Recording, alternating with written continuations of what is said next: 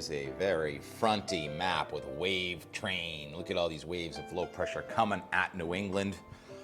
No days off. Out the cod door, and the air is sultry, soupy, touch of drizzle. Temperature and dew point both 77 degrees in Hyannis at the airport at 7 o'clock this morning. Casey Kasem is playing from August of 1979. I was looking at the forecast guidance and thinking to myself, this weather is good for frogs or salamanders because of the future rainfall forecast. And sure enough, Paul McCartney had this song in the top 40 called Getting Closer, My Salamander. Well, I was thinking about how to describe the weather over the next 7 days. Yeah, there are many fronts around New England, and you can feel the air moving in now from the south. They're really thick. The water temperature in the 70s, the air and the dew point in the 70s. And yesterday I said it's an even warmer front coming at us. Even though it was so hot yesterday, it was more of a even more humid front coming at us. So with a dew point of 75 to 80 on Cape Cod, it does not get more humid than this. Look at the crows. I think they're playing. I think the crows are all buddies. Those are all crows. Love watching the birds. You never know what you're going to see when you come out the door for weather and more. See Dave over there feeds the crows, so they jostle over who gets the next, I don't know what he gives them, bread, loaf of bread or whatever. Anyhow, don't mess with Mother Nature, right? That's the rule. Mother Nature messed with us yesterday. We talked about how Severe Storm Prediction Center said probably most of the thunderstorms were going to stay off to our south of severe weather, but I said anything that does fire up here in the northeast can be strong to severe, and sure enough, this is what happened yesterday. Granby, Connecticut. What's your name? Something about Mama on Twitter. I forget, there was two mamas in Connecticut tweeting out these pictures. That one, and also Den Mama and Granby in Simsbury. That one was Granby. This is Simsbury. Just a horrifying situation there.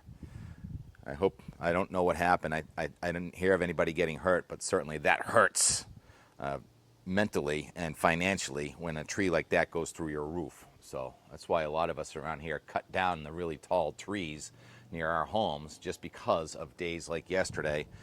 That was called a wet microburst. Danielle got a picture of it coming into Simsbury, where there was an anemometer at the airport that went to 60 knots, 70 miles per hour, before it failed. Planes were strewn across the field and lots of damage. This was Granby, Windsor Locks, Simsbury, a wet microburst. There's the diagram. So there's the colder air aloft, you have an updraft, and even though the wind at about 18,000 feet was only 25 knots, the surface gust with that downdraft, just think of cold, heavy rain pulling the air down. It's a dynamo, almost like a magneto. It turns on its own and causes that surface vortex there, the air rushing down and then spreads out when it hits the ground with winds gusting past 70 miles per hour.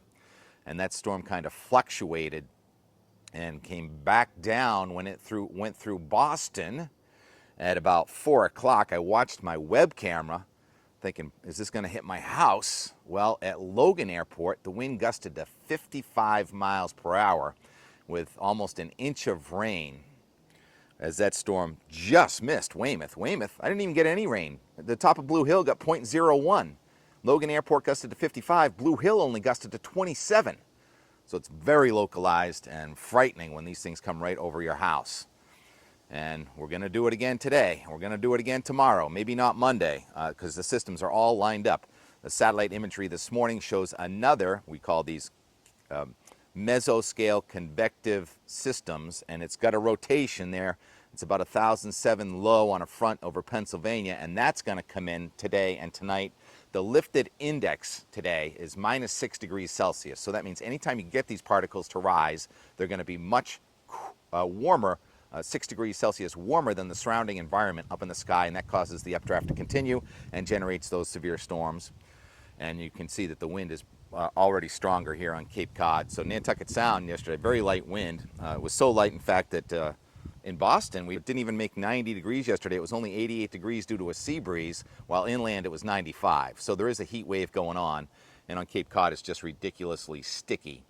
All right, so let's see what the HRRR has in store. And again, this is like sort of throwing darts at a board, meaning that there are going to be showers and storms. The rain that was in Maine this morning.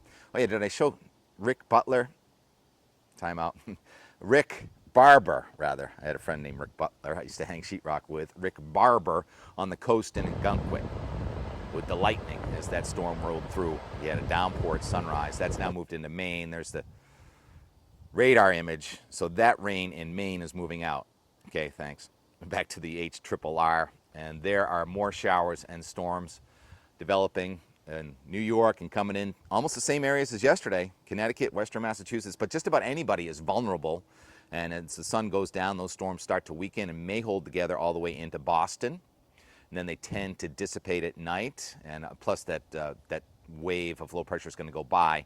And then tomorrow, they fire up once again, as we're still pretty much all on the warm side of the cooler air that's eventually coming into northern New England, and that's going to create, looks like, 3 lines of showers and thunderstorms tomorrow, perhaps lasting all the way here to Cape Cod and the islands late tomorrow night. Otherwise, today, you see this gray sky here with the southerly wind. On a day like today, you can look out your window on the south side of Cape Cod. It's all foggy and drizzly, and you drive north to maybe Mayflower or the National Seashore, and the sun comes out. I'm not promising with this kind of humidity, but when the sun gets higher in the sky and we thin these clouds, we should have sunny breaks. Either way, I'm applying sunscreen. It's changeover day, as you know, from me. If you watch all the time, the house is right next door, and I can see the guests are packing the car now. So I do laundry and I clean bedrooms and bathrooms and kitchens today, and not really looking forward to that. I actually hope the sun does not come out. Take a breath. Let's show the map tomorrow evening. The same kind of map we were just looking at, and there are waves of low pressure coming along in New England. And then finally on Monday, the map on Monday morning doesn't show much in southern New England, but there's a front strewn out now from Ontario into northern New England, and that's the leading edge of cooler air that's going to press into northern New England gradually Monday and Tuesday. But will it make it into southern New England? Well, I think the cooler part of it will, but not necessarily the less humid part, and that's going to create a clash of air masses and off and on rain most of the week, especially near the south coast. And then we'll throw in potential cyclone, tropical cyclone Debby here in a moment. So let's go to the Euro and the 10-day forecast with the sequence of maps that we show every day. If I can get my attention back to me from the crows. Funny, not funny. All right, so there are the waves coming through New England, one after another. Slow moving, tropical cyclone Debby, forecast to become a tropical storm in about 48 hours, somewhere near the Bend and the west side of Florida, but still some uncertainty there. I guess the only certainty with potential Debby is that she's going to be a slow mover over the southeastern United States and most likely a flood disaster. And that gradually comes up toward us. Yesterday, first one we saw yesterday morning, it was going to go south of Nantucket. Then late yesterday, the run from yesterday showed it going into Kentucky. Now today it has it going back off of North Carolina. And then, wow, right over, almost over Nantucket next Saturday night and Sunday. It keeps slowing down. So the timing on this thing, I guess the best news is if it is slow moving, and it certainly looks like it's going to be slow moving, usually we do not get slow moving hurricanes to hit New England. Waves on tropical fronts, that's a different story, but this shows it regenerating as a hurricane. And I'm thinking of Ophelia back in September of 2005 when we had a hurricane warning here and it completely missed. But what most meteorologists completely missed was all the flooding rain that happened the days before Ophelia. And that's how this feels to me, flooding rains in the days before Debby comes at us. Here is the quantitative precipitation forecast showing just tremendous rainfall. Now, it's moving a little faster as it goes by Florida, so those rainfall amounts on the west coast of Florida are like 5 to 10 inches. But then when it gets up into about Georgia and South Carolina, it really slows down, and those rainfall amounts on the Euro are in the order of 15 to 25 inches, very near the coast, Georgia, South Carolina, and then east of North Carolina. Now, I got to tell you, the GFS had rainfall of about 30 inches down there, so this is going to be a huge flood disaster. I think that's the highest certainty. And then up just along the south coast of New England, we get those mustard to gold colors of 5 to 10 inches, while the GFS spreads that kind of color across most of New England. I'm not showing the GFS now. I'm going to stick with what we usually show, which is the Euro, which most people believe is the most accurate, but it's not always the most accurate. That's what we're going with here. And why don't we show the 15-day for Boston? This is Euro based, and like I said yesterday, there's kind of a lag effect in there. And there is the cooler air. High temperature in the 60s midweek. That's due to a wind from the east and the northeast with copious amounts of rain along the south coast. Much more comfortable, drier, brighter Vermont, New Hampshire, and Maine. So if you're picking a vacation week in the north this week, it's going to be much nicer than along the beaches from Connecticut to Cape Cod and the islands. And I got a request from the sponsors on Nantucket for the fireworks and the pops next Saturday night. And as of yesterday, it looked like it was going to clear out. But today's run, you kind of think that it's going to be still raining if the Euro is right. And there's so much uncertainty in days 5 to 10. I mean, remember, initially, just even about 4 or 5 days ago, we had the Debby event going off and out by Wednesday. Now we've kicked that can down the road about 4 days. So an incredible amount of uncertainty after the next 72 hours. There are going to be more severe storms in the next 72 hours and more areas of flash flooding. So you got to kind of just keep an eye on your radar. 1 degree outside. That's my almost favorite app now. And I also use Radar Scope. Okay, there was a lot there. I didn't even show the satellite imagery. All right, my favorite website for tracking these tropical systems is Levi Cowan. And he's got Tropical Tidbits. You all know about that website. You go to Tropical Tidbits and you can get things like this satellite imagery of that broad area of almost closed circulation now of Debby, kind of somewhere near western Cuba. But the top of that map is Key West, Florida. And so it's going to start curving to the north. And also you can get these spaghetti plots. This one's fairly alarming with the ensembles from the GEFS or GFES. Anyhow, I think that's an ensemble of the GFS global model. And the black line is the operational, and the operational in the GFS goes right up through New England, and that would be next Saturday or so. So we're going to be on edge for the next week watching this. Oh boy, it's going to be a long hurricane season. And we are still working on identifying these. These are just about certainly hibiscus. But look at the buds, and I'm going to show you in my And More over at Chuck's house. The buds look almost exactly the same. The buds do, but the flowers look different. And so he says those at his house are Rose of Sharon. So anybody that can help us, are Rose of Sharon and hibiscus very closely related?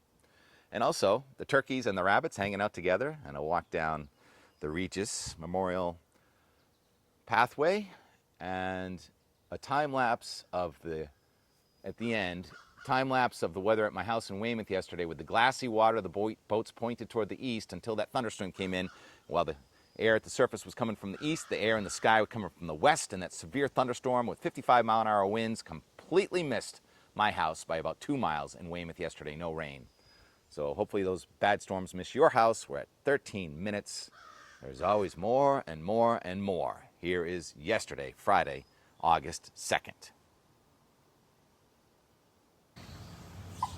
Well, we've had plenty of turkeys and plenty of rabbits, but usually not in the same shot. This big guy could hurt me if he wanted to. Kids are in the backyard. I wonder if they're his kids.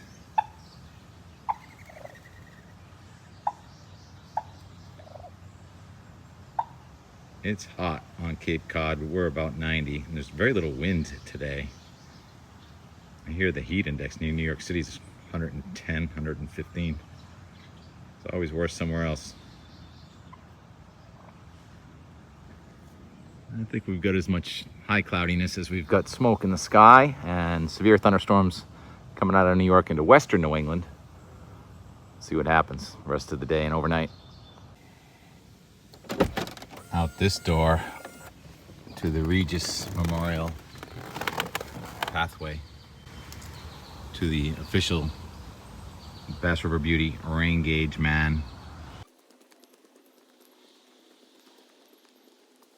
Mosquitoes right in front of your face. They walk as fast as you do.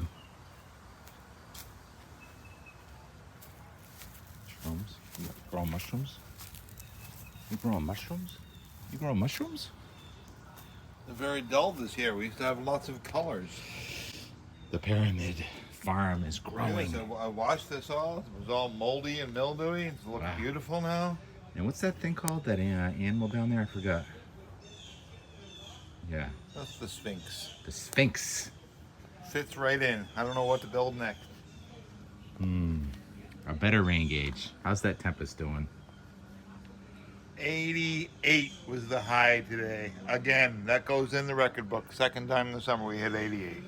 Oh, it feels like 90 to me. One of the other mamas had 89. That didn't trust it. We use backups. Is that oregano right there? Yeah, that's what it is. Mom's classic oregano.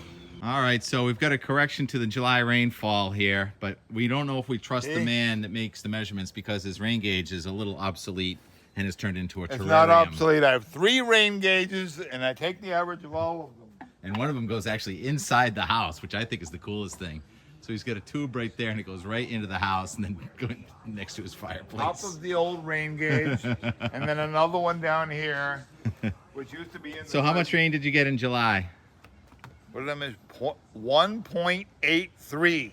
And Parker's River got 4 inches. And that's precedent. The 1.83 was going to be under an inch if it wasn't for that one storm at the end of the month. And while we're on the subject of second blooming of roses, we weren't on that subject, but we are now. These are gorgeous. So if you treat your roses nice, they'll treat you nice. And when you hand do everything, that's even better. Some people go around and try and spray all their weeds to get them out, and some people just use surgical tools. Chuck uses a screwdriver. TK uses a machete. So we'll see which one works better. And then the machete is the big tool, and you can get just about all of it out without even losing some grass. But Let's I'm using. see which one works better. Film the 2 buckets. I've been here 5 minutes. You've been here 3 hours. You tell me. And if you get some grass by accident, just put that right back in there. And voila. See? Voila. Voila. And not that he cares much about his landscaping, meticulous cutting. And then the neighbor wins in the hydrangea department, that's for sure. Those are gorgeous. And the continuing saga of will the real Rose of Sharon please show yourself. So similar to hibiscus, but you can see the center leaf is somewhat different. So I believe we actually have authentic Rose of Sharon right here, even though the blooms look very similar, especially before they blossom. He says he knows. The man in the shadow.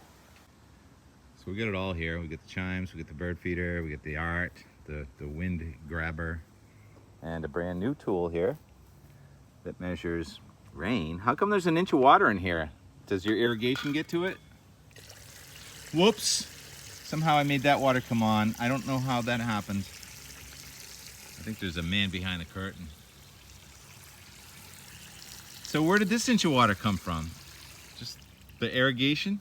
I didn't dump it from Like 3 nights ago, maybe? Tuesday or Wednesday. Yeah, it's One of those nights it rained overnight. It's Friday. Yeah, it's hard to keep track, but that's why your lawn looks so beautiful. Shadow clock. We just watched the time lapse in Weymouth, and the rain just missed us to the north. Bummer. Oh well. Ooh, you allowed to say that on the internet?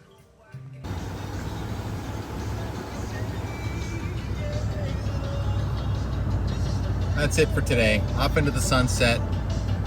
Time lapse from Weymouth. Captain Space Time.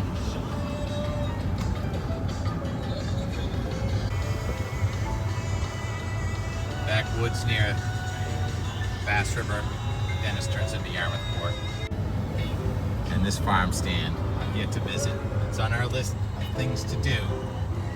Jams, honey, onions, cukes.